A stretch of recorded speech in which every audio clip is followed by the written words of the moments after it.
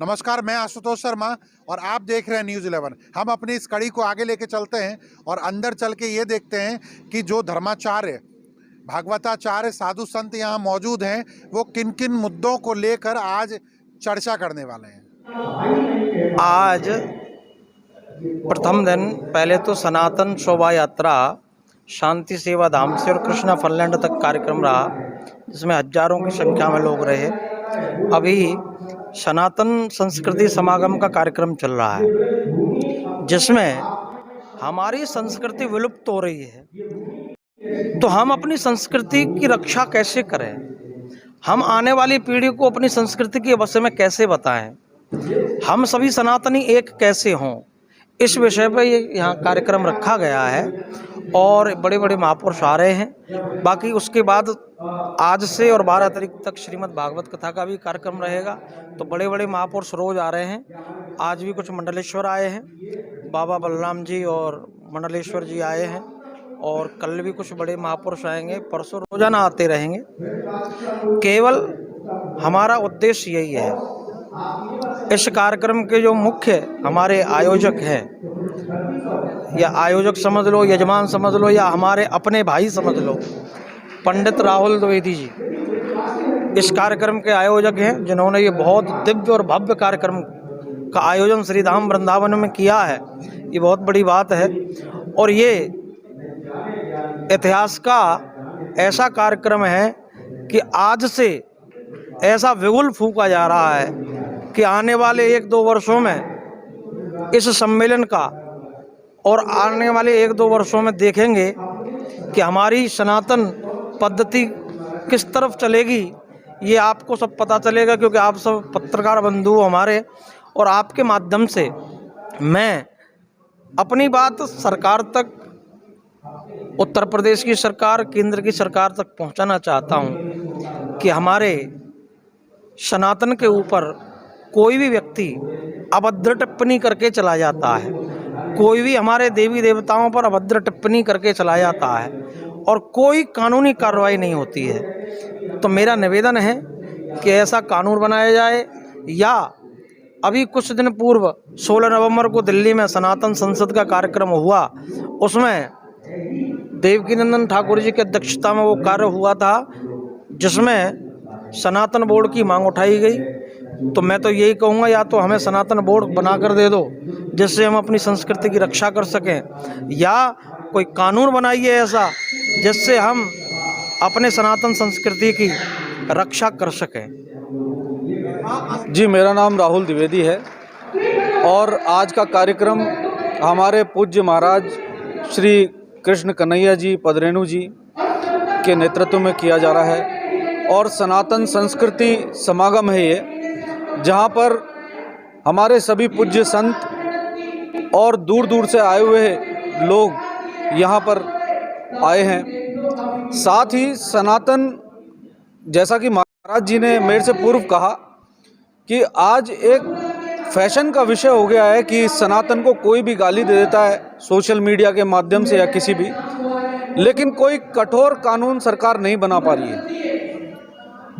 इसलिए हमने इस कार्यक्रम के माध्यम से भी एक मांग रखी है कि सनातन बोर्ड का निर्माण जल्दी से जल्दी किया जाए, जिससे हमारी आने वाली जो पीढ़ियां हैं वो सनातन के बारे में जाने, क्योंकि सनातन का ना कोई आरंभ है ना कोई अंत है, ये था, है और रहेगा।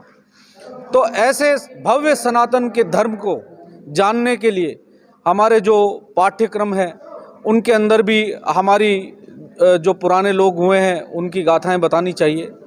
आज जब हम बात करते हैं कि गीता में कितने श्लोक हैं, तो नई पीढ़ी को मालूम नहीं होता कि गीता में 700 श्लोक हैं, 18 अध्याय हैं। रामायण में कितने श्लोक हैं, तो उन्हें मालूम नहीं होता कि 24,000 श्लोक हैं। तो इस तरह की जागरूकता लाने के लिए सरकार से हमारा निवेदन है कि पाठ्यक्रम के अंदर गीता के अध्याय का पाठ भी कराया जाए।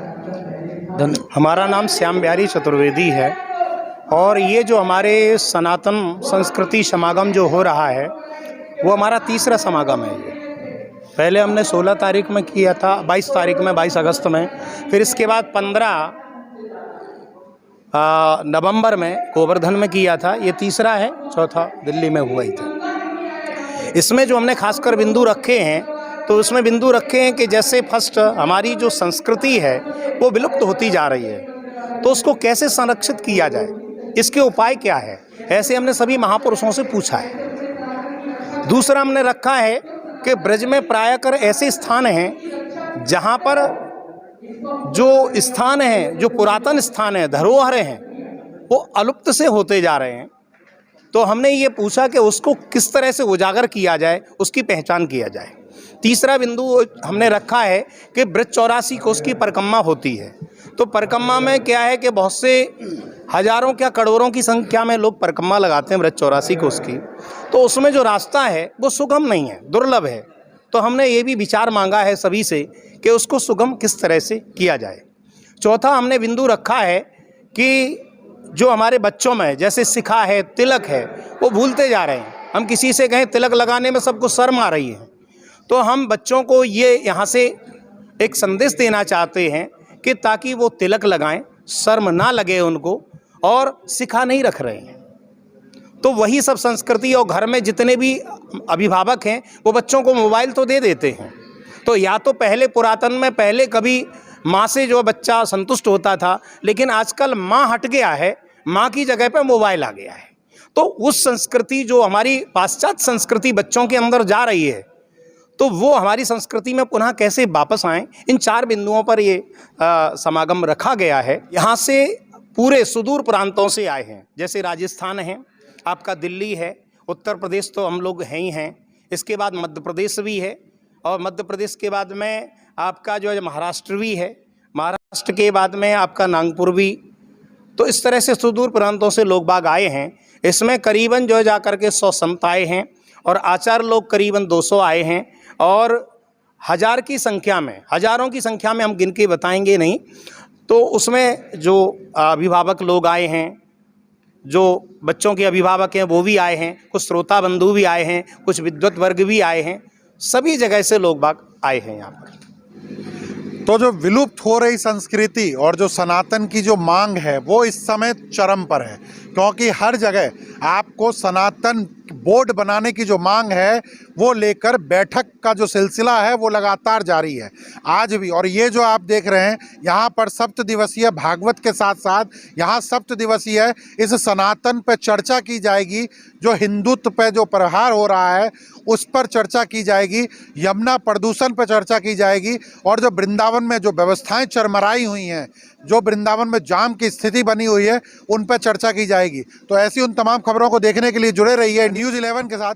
मैं अपने सहयोगी मोहित के साथ आशुतोष शर्मा, वृंदावन से।